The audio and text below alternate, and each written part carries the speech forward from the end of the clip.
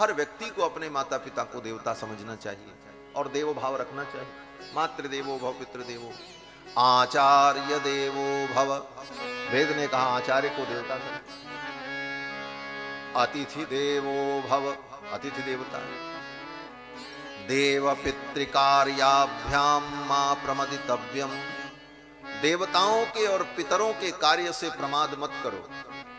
जिस अवसर पर जिस देवता के पूजन का विधान शास्त्र करे उसे करो। पितरों का श्राद्ध तर्पणादि कर्म समय समय पर करो। ये सामान्य धर्म है सबके लिए।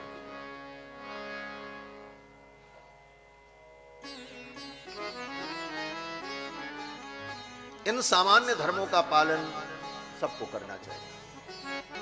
तो इस सामान्य धर्म की स्थापना के लिए भगवान अयोध्या में श्री राम रूप में प्रकट हुए। यद्यपि राम जी अपने भाइयों में सबसे बड़े हैं, लेकिन राम जी का धर्म सामान्य धर्म है। राम जी का धर्म सामान्य धर्म है। राम जी ने सामान्य धर्म की स्थापना की। सामान्य धर्म क्या है? माता की आज्ञा का पालन करना, पिता की आज्ञा का पालन करना, गुरु की सेवा करना, अपने वर्णाश्रम धर्म का पालन करना, सत्य बोलना, देवता और पितर के कार्य से कभी प्रमाद न करना। इन सारे नियमों का पालन राम जी ने किया और अपने आचरण के द्वारा इस सामान्य धर्म की स्थापना की।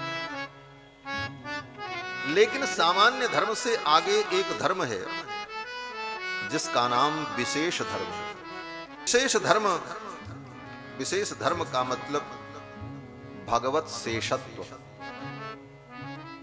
मातृदेवो भव पितृदेवो भव, सत्यम वद, धर्मम चर, इन सब का पालन करते हुए इस सामान्य धर्म से आगे जो एक विशेष धर्म है उसका भी हमें जीवन में पालन करना चाहिए। वो विशेष धर्म क्या है? कहते हैं विशेष धर्म भगवत शेषत्व। भगवत शेषत्व का मतलब भगवत माने भगवान और शेष का मतलब उनका विधेय। हम भगवान के शेष हैं और हम किसी के शेष नहीं। शेष का मतलब होता है हम जिसके लिए होते हैं हम उसके शेष कहलाते हैं। ये नियम है। हम जिसके लिए बने हैं हम उसके शेष हैं। और जीव का स्वाभाविक स्वरूप ही शेषत्व है। लेकिन हम किसके शेष हैं? हम भगवान के शेष हैं, भगवत शेष। लेकिन जीवन भर इस विशेष धर्म को हम नहीं समझ पाते। हम जीवन भर यही कहते रहते हैं हम इनके हैं। हम न इनके हैं, न हम इनके हैं, न हम उनके हैं। हम केवल भगवान के। ये भगवत शेषत्व है।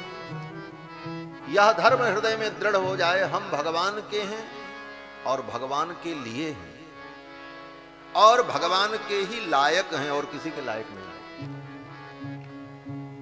सत्य यही है। जीवन भर आप पढ़ करके, लिख करके, सारी योग्यता प्राप्त करके, सारी तैयारी करने के बाद भी आप संसार के लायक नहीं बन पाते हो। ये संसार कहीं न कहीं आपकी कमियां भी बताता रहता है।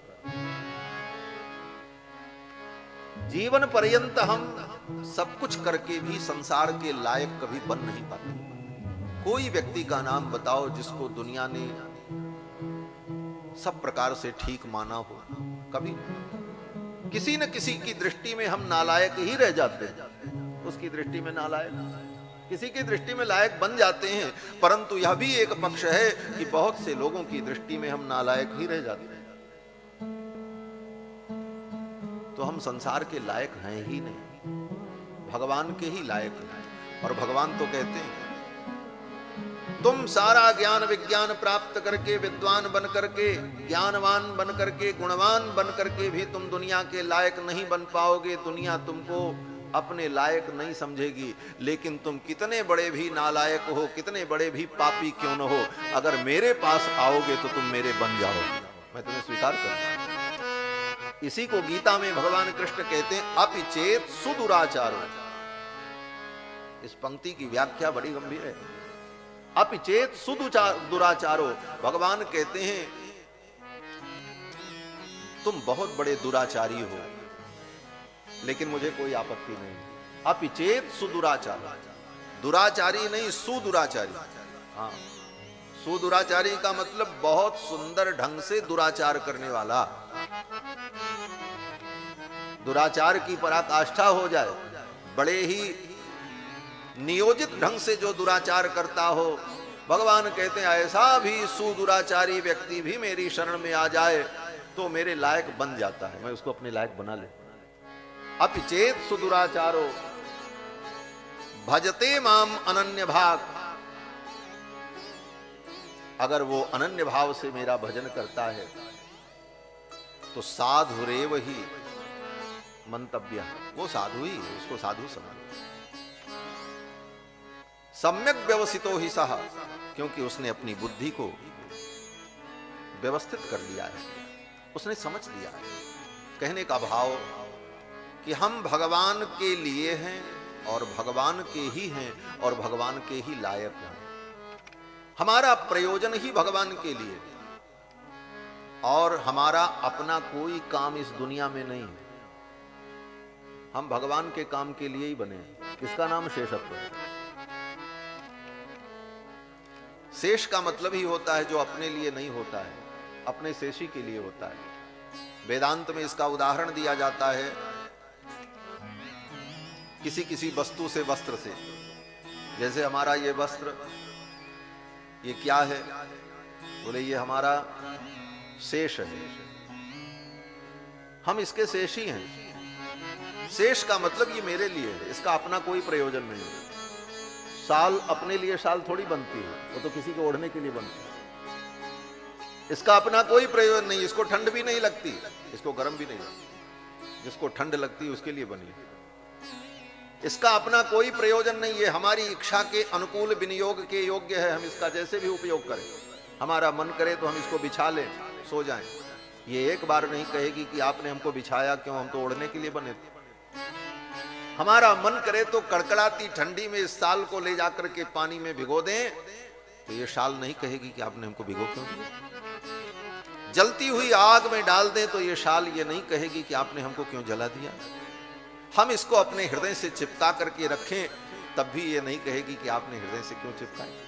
जो करना हो करो, इसकी अपनी कोई इच्छा ही नहीं है। इसी का नाम शेषत्व है। इसी को वैष्णव भक्ति में हमारे आचार्यों ने शेषत्व कहा।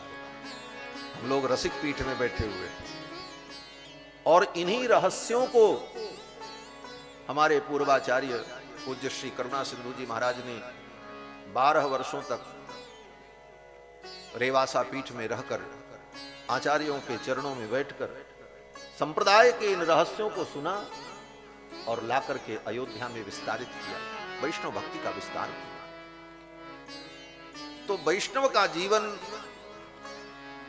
ये जीव भगवान का शेष है और इस शेषत्व को समझकर हम भगवान के लिए करते रहें और भगवान के लिए ही मेरा जीवन है, हमारा अपना कोई कार्य नहीं है।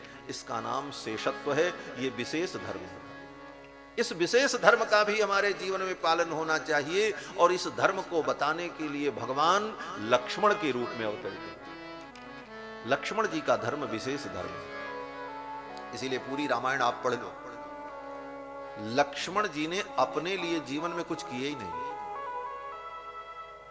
कभी कुछ नहीं। लक्ष्मण जी ने अपने लिए कुछ नहीं किया, उनकी अपनी कोई इच्छा ही जीवन में नहीं।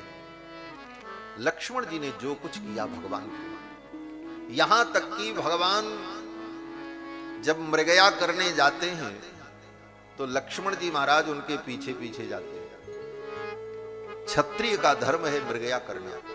मृगया माने शिकार करना। गोस्वामी तुलसीदास जी महाराज ने भी मानस में वर्णन किया कि पावन मृग मारहि जिय जानी, दिन प्रति नृपहि दिखावहि हानि। भगवान मृगया करने जाते हैं, शिकार करते हैं, ये क्षत्रियों का धर्म है। अब ये विषय जब प्रसंग आएगा आपके मन में संदेह हो रहा होगा, राम जी शिकार करें, जीवों को मारें, ये कौन सा धर्म? ये धर्म को धर्म शास्त्र की दृष्टि से व्यक्ति जब समझता है तभी समझ पाता है। आज धर्म के विभिन्न विषयों पर जो ऐरे गहरे लोग, जिनको शास्त्र की एक पंक्ति नहीं मालूम, वो भी सलाह देने को तैयार बैठे हैं। और शास्त्र के सिद्धांत को न जानने के कारण शास्त्र के किसी भी अंश पर उनको संदेह हो जाता है और फिर उसकी आलोचना करने लगते हैं। शास्त्र जो कहता है वही धर्म है। धर्म अधर्म, पात्र, काल, व्यक्ति, अधिकारी के भेद से धर्म ही अधर्म हो जाता है, अधर्म ही धर्म बन जाता है। एक ही वस्तु किसी के लिए धर्म भी होती है, दूसरे के लिए अधर्म भी होती है। पान खाना धर्म भी है और पान खाना अधर्म भी है। साधारण उदाहरण मैं दे रहा हूं। पान खाना धर्म भी है और अधर्म भी है। किसके लिए धर्म है, किसके लिए अधर्म है, यह जानने की जरूरत है। अगर ब्रह्मचारी पान खाए तो उसे पाप लगेगा, प्रायश्चित करना पड़ेगा। अब इसमें कोई ये तर्क करे पान तो बड़ा पवित्र होता है, पान तो वनस्पति है, पान देवताओं को चढ़ता है, पान औषधि है, फिर ब्रह्मचारी ने खा लिया तो उसको प्रायश्चित और पाप क्यों? मतलब इसका कोई उत्तर नहीं। इसका एक ही उत्तर है, शास्त्र की आज्ञा है इसलिए बस। ब्रह्मचारी पान खा ले तो उसको पाप लगेगा, प्रायश्चित करना पड़ेगा, और गृहस्थ पान खाए तो उसको कोई पाप नहीं लगेगा, उसका धर्म है। तांबूल भक्षण वही है, लेकिन गृहस्थ के लिए धर्म, ब्रह्मचारी के लिए अधर्म, और केवल ब्रह्मचारी के लिए नहीं। यतिश्च ब्रह्मचारी च विधवा च रजस्वला। ब्रह्मचारी, सन्यासी और विधवा स्त्री और रजस्वला स्त्री अगर पान खाए तो उसे पाप लगे, और इसके अतिरिक्त कोई पान खाए बोले उसको पाप नहीं लगे। ये शास्त्र की व्यवस्था है। कल भी एक उदाहरण आया था। गृहस्थ अग्नि में हवन करे तो उसके लिए धर्म है, और सन्यासी उसी अग्नि में हवन करे तो उसको पाप लग जाएगा। अब आप कैसे कहोगे कि अग्नि में हवन करना पाप है? महाराष्ट्री बैठे थे दंडी स्वामी जगत गुरु जी महाराज। अब अगर वो हवन करना चाहें तो हवन करें, और ज्यों ही हवन करेंगे तो शास्त्र कहेगा इनको पाप लग गए। अब आप कैसे तर्क करोगे? भाई हवन करना इतना अच्छा काम है, क्यों पाप लग गया? बोले इसलिए पाप लग गया कि उनका अधिकार नहीं था। जिसके लिए जो अधिकृत कर्म है वह उसका कर्म है। तो मृगया करना ये क्षत्रियों का धर्म है। दूसरा कोई शिकार करे उसको पाप लगेगा, लेकिन क्षत्रिय शिकार करे उसको पाप नहीं लगेगा। उसके लिए शास्त्र ने यही धर्म कहा। इसलिए राम जी भी मृगया करते हैं। पावन मृग मारहि जिय, जानी दिन प्रति नृपहि दिखावई।